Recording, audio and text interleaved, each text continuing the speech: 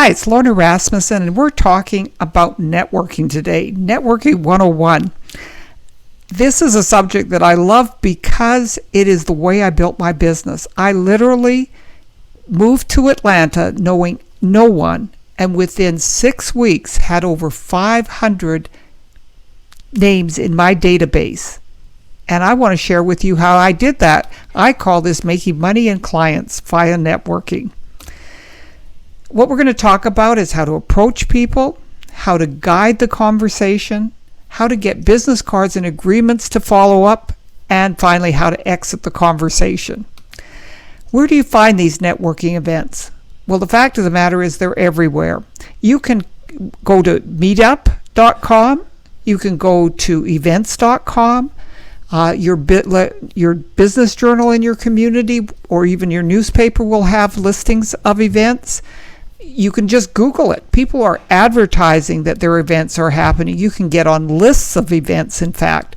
But almost anywhere where people are looking to meet other business people, they're having courses, they're doing women's only events, they're doing after-hour events, which are like cocktail parties. There's lots and lots of places and types of networking events that you can attend.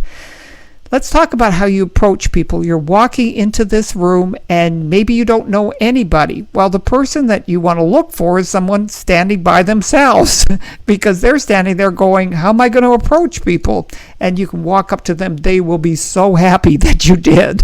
You can also act like a host. You can, if you do know some people there, meeting new people and finding out if is this your first time, asking them what they're looking for, and then taking them over and introducing them to other people. It leaves a good taste in their mouth. It gives you something to do. You start to really be able to mix and mingle and raise your profile in that organization.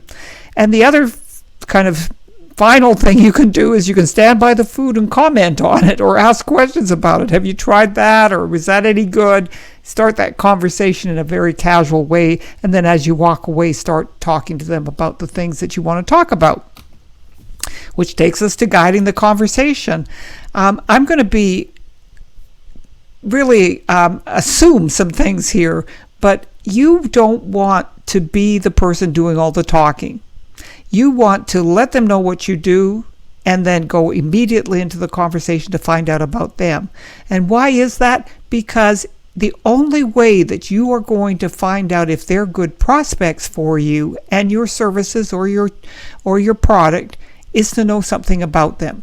And you can guide that conversation. You can control the conversation by asking questions. It also, when you ask a question, that kind of takes you out of the talking in the conversation. You're just listening. And so it's really important that you listen really well and that you're aware of the challenges that your products and your services solve so that you can find those things that your prospective client might want. So here's my little bonus here, how to find their challenge. The first thing is be curious.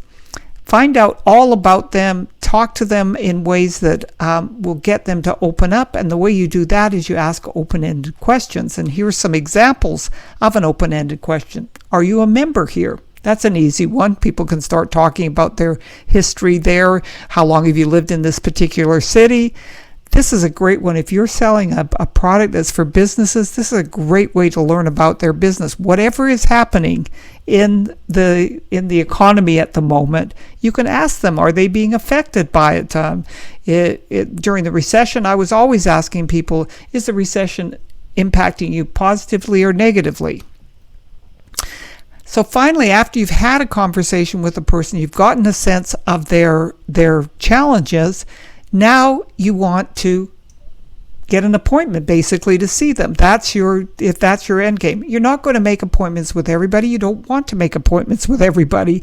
You simply want to make appointments with people that you feel, based on your conversation, are good prospects for you, or good collaborators, or that they can help you in one form or another.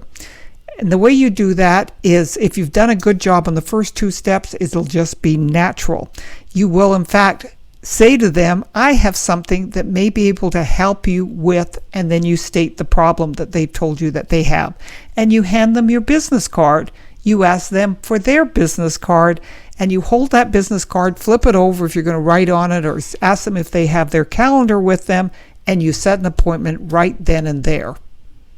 Now, if they tell you they don't have their calendar and you need to get back with them, make sure you find out when is a good time to reach them. Are you available more in the mornings or in the afternoons? That sort of thing. And finally, how do you exit the conversation? Believe it or not, you have to have a strategy for this. Otherwise, you're going to find yourself stuck in conversations that just go on because that person they find you fascinating maybe, but also they don't want to go out and have to meet other people. But you should be at a networking function meeting a minimum of 10 to 15 people in a 2-hour time frame. So a real easy way to do that, it's my go-to exit strategy, is simply to say to the person, oh, I am so sorry, I'm taking so much of your time, and there's some great people out here for you to meet. I won't hold you for any longer. Please go out and have a great time networking. So you just send them on their merry way. Or you say to them, I think you need to meet somebody I know, and they're right over there. Let me take you over and introduce you. So you go back to being that host. What you're doing in both of those situations is you're leaving them feeling that you've done them a favor. So they feel positively directed to you. And don't forget about that follow-up. If you told them you're going to call them in the morning, call them in the morning. And even if they don't answer or they've forgotten about your conversation, you've done what you said you would, and that's going to leave a good impression as well. If you are building your business, actively building your business, you should be out networking 2 to 3 times a week minimum.